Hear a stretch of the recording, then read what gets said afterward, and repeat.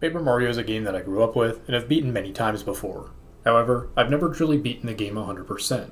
So today, we're not only going to fix that, but we're going to go above and beyond as well by mastering this game's Retro Achievements set, meaning we'll be experiencing all the optional content too, and even facing some new original challenges on the boss fights. But before we begin, I want to take a moment to point out that I'm not the first person to make a video on this set. There's an official Retro Achievements YouTube channel with an incredible guide on it already, so make sure to check them out as well. I also want to give a special thanks to the Super Mario Wiki. They have a number of helpful guides on their website, and I'll be using screenshots from some of them throughout my video. But with all that established, it's time to turn the page and begin our adventure. And starting off, we're actually going to talk about my biggest complaint about the set.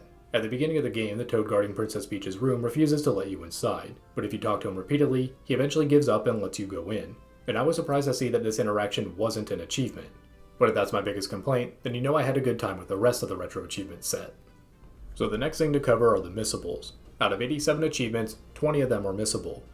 I know it says 19 on the page, but I'll address that in a moment. 10 of the missables are going to be easy enough to remember because they're all tied to boss battle conditions, and we'll go over strategies for them when the time comes.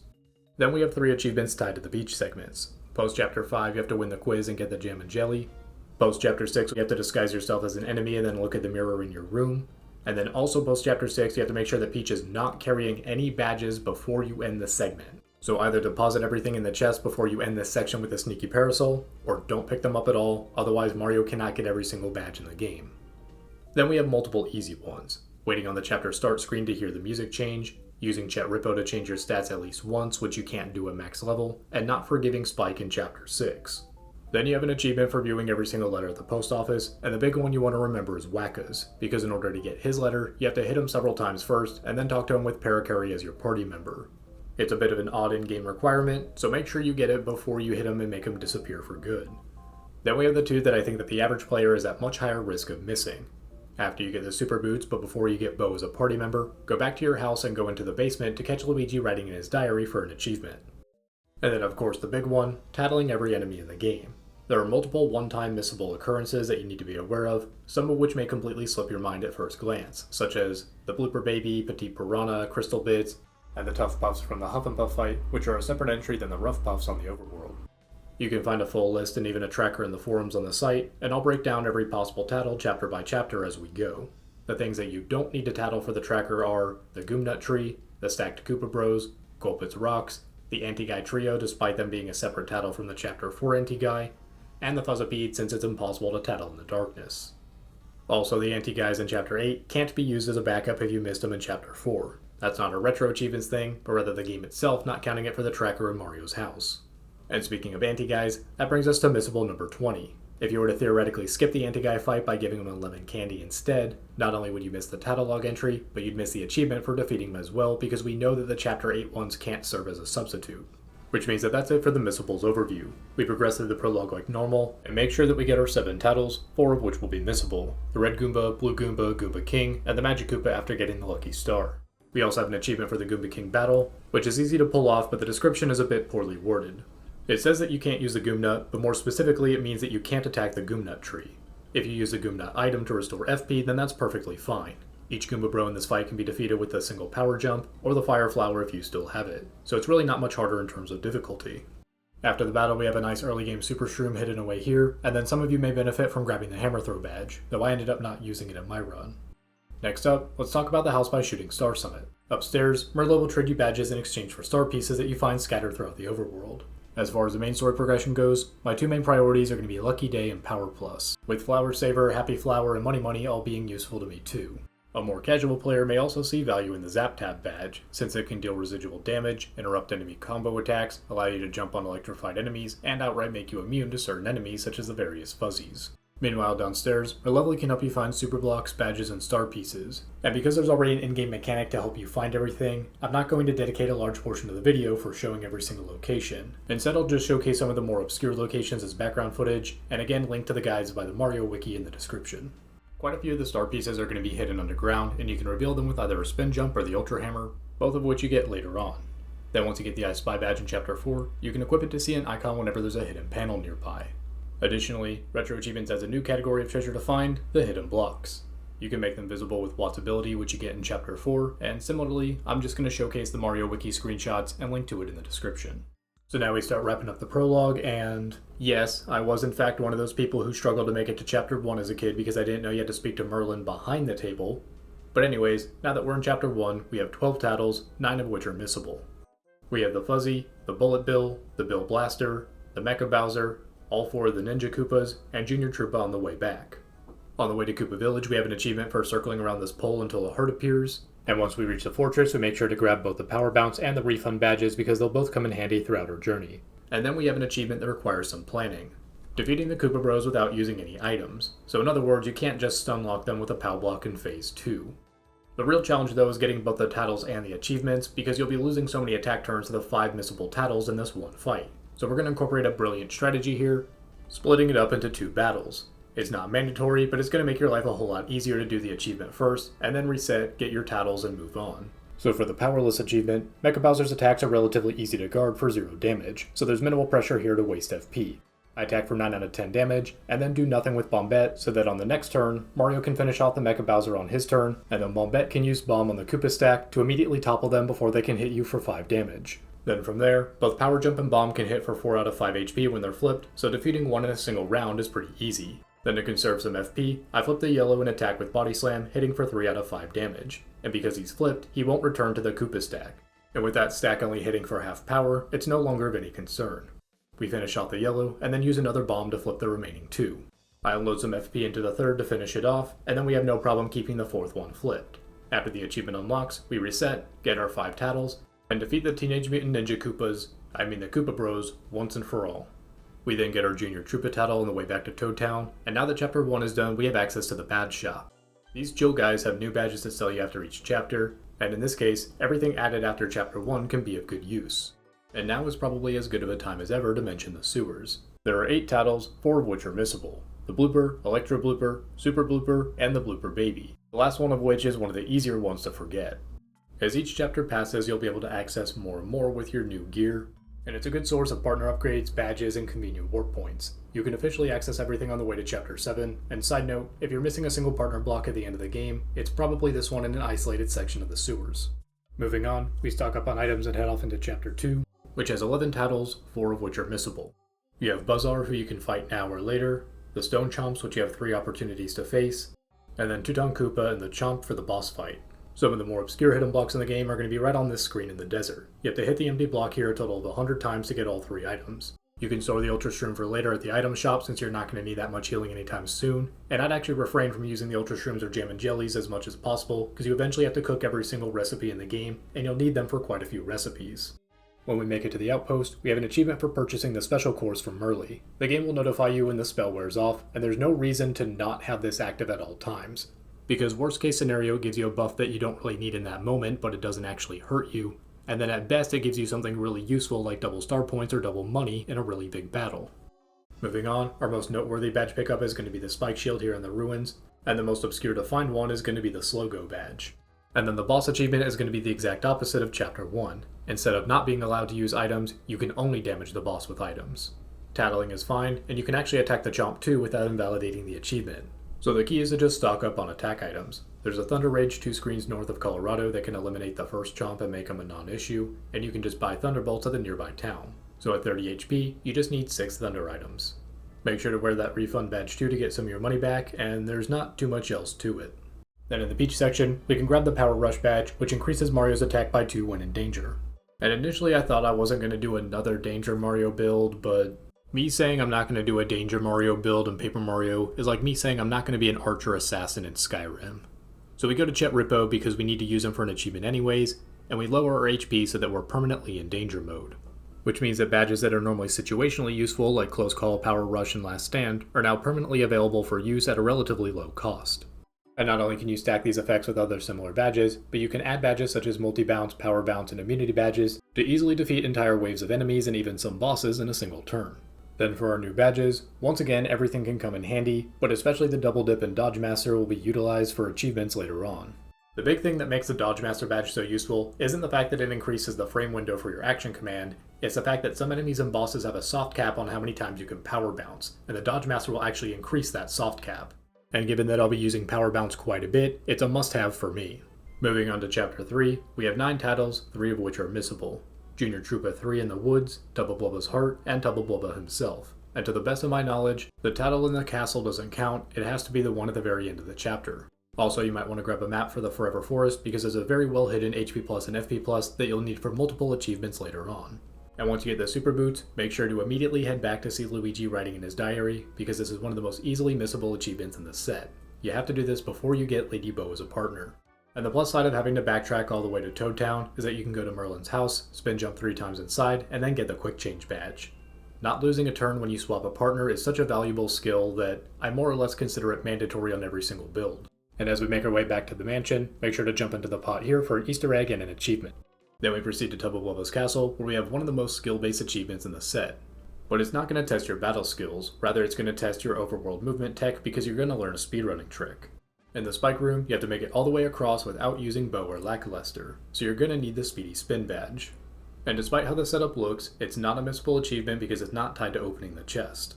This one took me a lot of tries, but thankfully you can't get a game over from the hazards. It's all about the timing and jump cancelling to reduce the end lag. And we'll break it down into 3 phases. For phase 1, I hold forward as the spikes are raised, spin just as they're lowering to get to the first turn as quickly as possible, and jump cancel out. Then for phase 2, I head diagonally down to the second bend and jump cancel out again.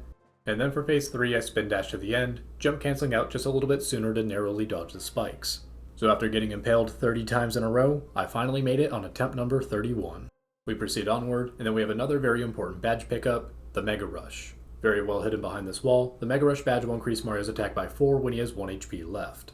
At first glance, that sounds like it wouldn't get too much use, because even in permanent danger mode, consistently getting to 1 HP, especially when you have to deal with level ups healing you, sounds like a hassle. But we have various overworld hazards, such as the spikes we saw just a few rooms ago, that can get us to 1 HP without us having to worry about getting a game over.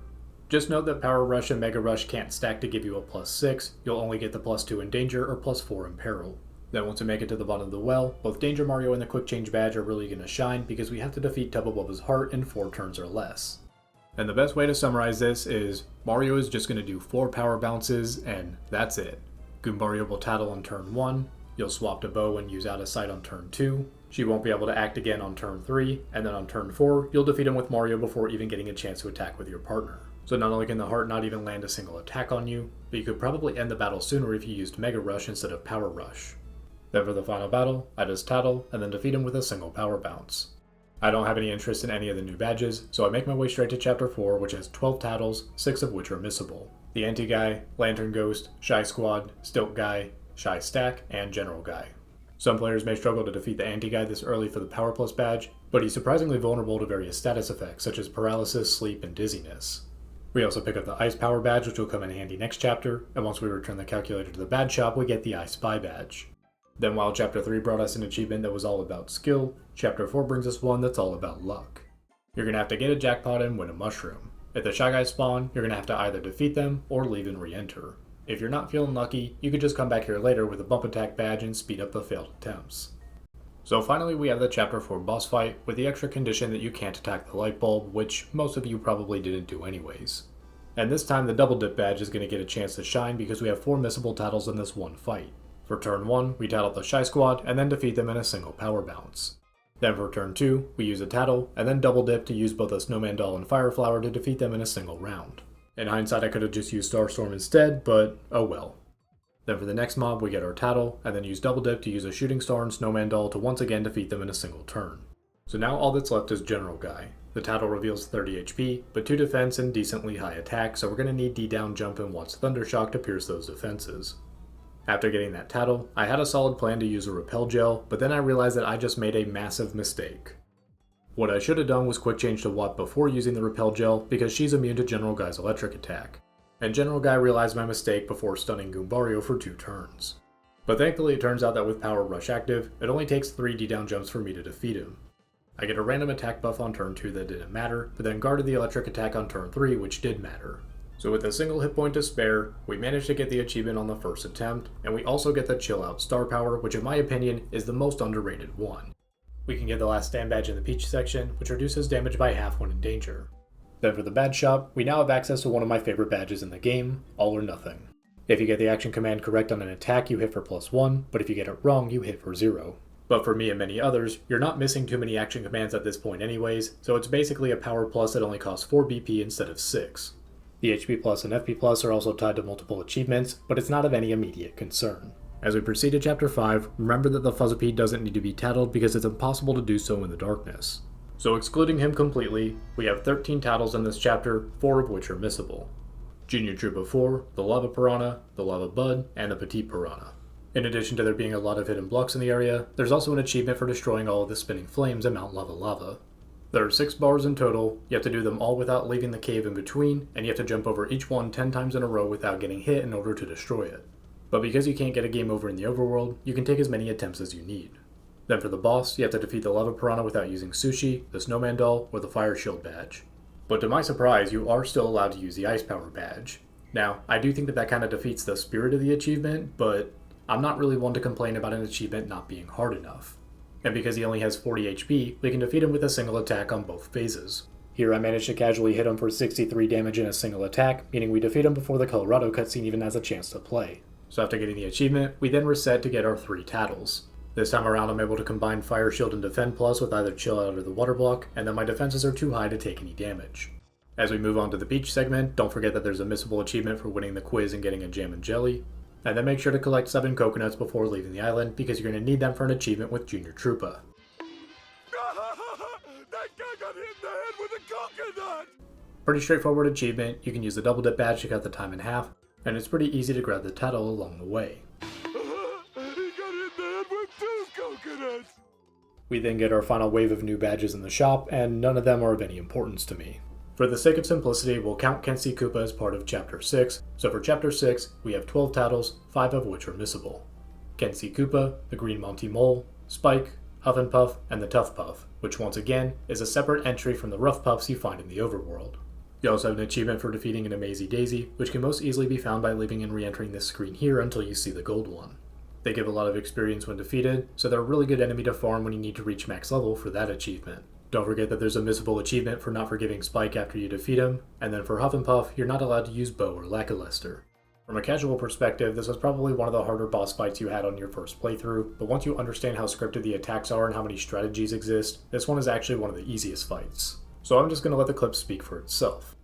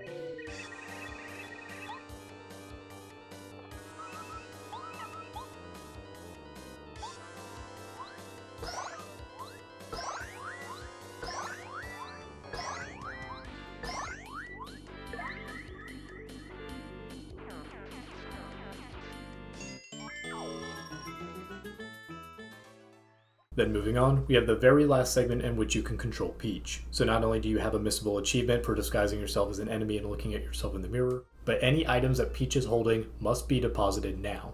If you're holding any badges and you don't deposit them now, you're going to get locked out of the achievement. Because we classified Kenshi Koopa as a Chapter 6 boss, we'll talk about him and his achievement now, but you can wait till later if you want to. There's a pretty good chance that when you played this game for the first time, you found out that he falls asleep very easily. But this time for the achievement, you can't put him to sleep or use any other status effect. I have no clue if this is intentional or not, but the chill out star power doesn't seem to count as a status effect. but even in danger mode it's not necessary thanks to Last Stand. I'm able to guard his first attack to go right into peril, and then I can guard his second attack for 0 damage, allowing me to finish him off pretty easily. As we proceed to Chapter 7, we can not only open up a very convenient shortcut through the Blue House in Toad Town, but we can also encounter Rick Cheato. He sells you various mystery items for 64 coins each, some of which are more useful than others. In order to 100% the game, you need to purchase from him 10 times. After 10, he just keeps ripping you off with dried shrooms. Then moving on to Chapter 7, we have 10 titles, 4 of which are missable. Junior Troop of 5, Monstar, the Crystal King, and the Crystal Bit. Despite the crystal bits coming in different shapes, you only need to title one of them. As far as retro achievements go, the only really new thing in Chapter 7 outside of the standard titles, collectibles, and hidden blocks is going to be for the Crystal King boss fight. All you gotta do is stun him with a time stop star power, and then deal 7 or more damage in a single attack. Pretty easy once you inflict the status because Starstorm alone can deal 7 damage. Just know that the crystal bits will be defeated upon being stunned, so make sure you get the title with Goombario first before using time stop. Then as we start Chapter 8, it's time to turn around for a pretty big break in the action, because Paper Mario has a lot of optional content.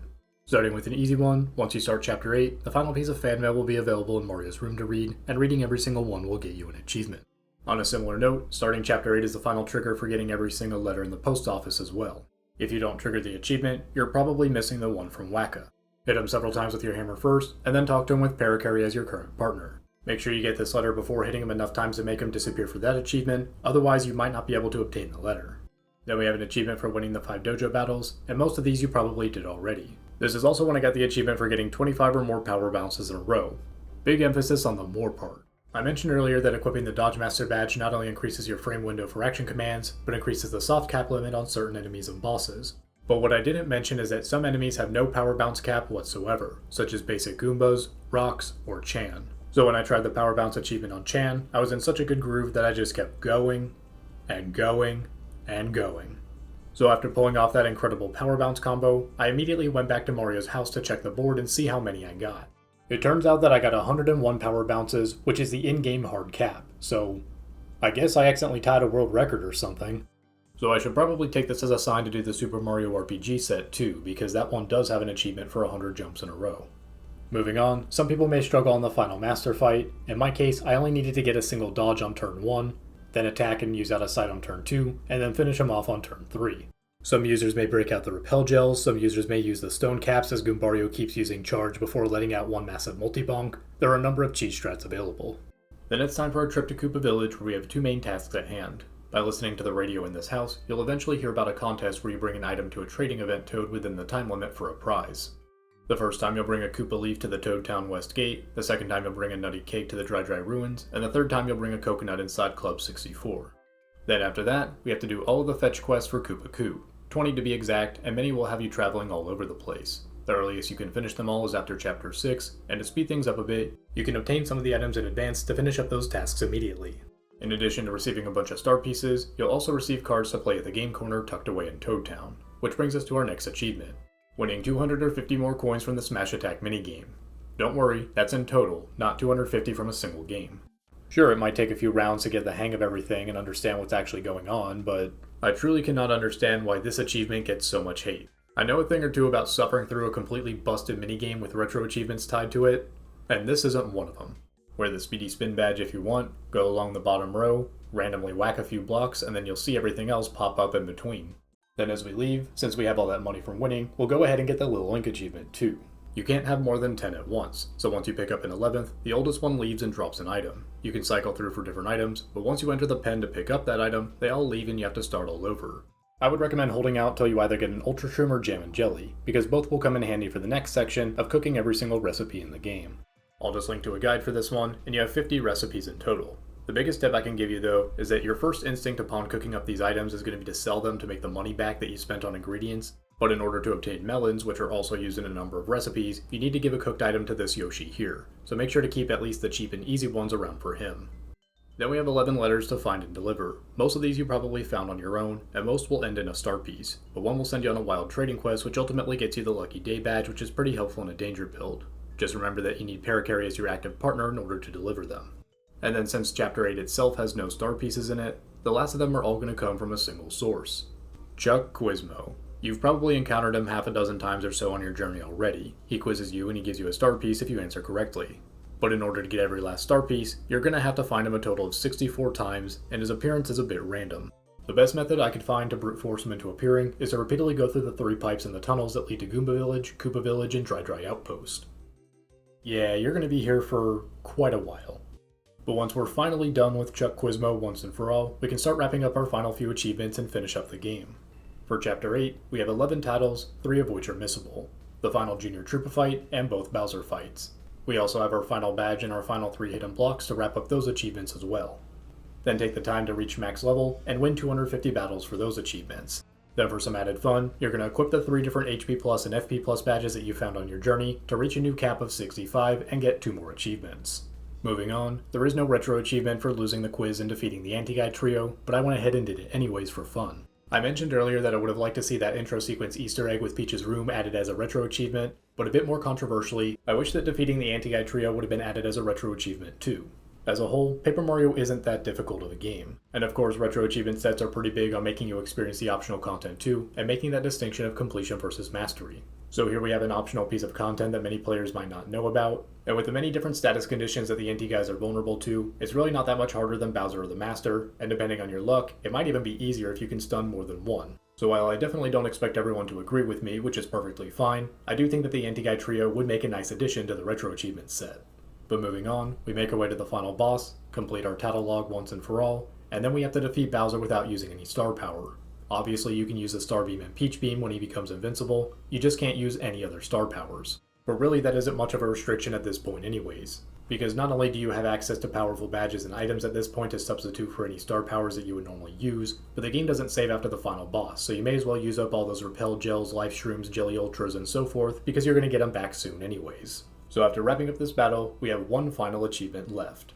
Reading all of the entries in Luigi's diary. The final 2 entries aren't available until after defeating Bowser, so this is the only moment you have to get it. Which means that after being a terrible older brother, it's now time to kick back, relax, and enjoy the credits, because our Paper Mario Retro Achievements journey is finally complete. And ultimately, this set does exactly what I was hoping for it to do. It taught me new things about the game, it improved my abilities at the game, it makes that distinction of completion versus mastery, and it makes me feel like that I truly 100% of the game. While I did mention a few achievements that I wouldn't mind being added, and from a structural standpoint there are a few intermediary achievements I wouldn't mind seeing added in, at the end of the day those are all nitpicks, and the set is perfectly fine as is.